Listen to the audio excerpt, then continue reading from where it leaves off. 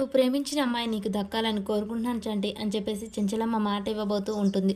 ఈలోపే అత్తమ్మ అని చెప్పేసి సింధూర పిలుస్తుంది. ఏంటి సింధూర? అత్తమ్మ ఆగండి. ఎందుకు? ఏమైంది సింధూర? అంటే అది అత్తమ్మ. చెప్పు సింధూర నిన్నే అడిగేది ఏమైంది? నువ్వు మాటిస్తే ఖచ్చితంగా జరుగుతుంది. దానికోసం ఎంత దూరమైనా వెళ్తాం. మరి అవును కదా! మరి అలాంటప్పుడు నువ్వు మాట ఇవ్వకండి అత్తమ్మ. అదేంటి ఎందుకలా? ఆ అమ్మాయి ఎక్కడుందో తెలీదు. అలాగే ఆ అమ్మాయి సంటిని ఇష్టపడుతుందో లేదో కూడా తెలీదు కదా! అలాంటప్పుడు నువ్వు మాట ఇయ్యకూడదు కదా!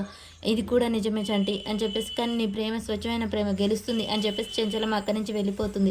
ఇక చంటి బాధపడుతూ ఉంటాడు. తనకి ఇవ్వబోయిన మాట ఇవ్వలేదు అని చెప్పేసి చంటి తన చేతిని చూసుకుంటూ సింధూర వైపు చూస్తాడు. సింధూర ఇంతకు ముందుకు చంటి నీ ప్రేమ నెరవేరుతుందని కన్నయ్యకు దండం పెట్టుకొని చంటి ప్రేమ గెలిచేలా చూడు స్వామి అని దండం పెట్టి, అలాంటి అమ్మాయి గారు ఇలా చేశారేంటి అని ఆలోచిస్తూ చంటి దేవుని దగ్గరికి వెళ్ళి బాధపడుతూ ఉంటాడు. ఈలోపే సింధూర అక్కడికి వస్తుంది. చంటి నా ప్రేమ ఎలాగైనా గెలిపించు స్వామి అని చెప్పేసి హారతి కర్పూరం చేతిలో వెలిగించుకొని అలా తిప్పుతూ ఉంటాడు. మరి సింధూర వచ్చి ప్రేమ గురించి చెప్తుందా?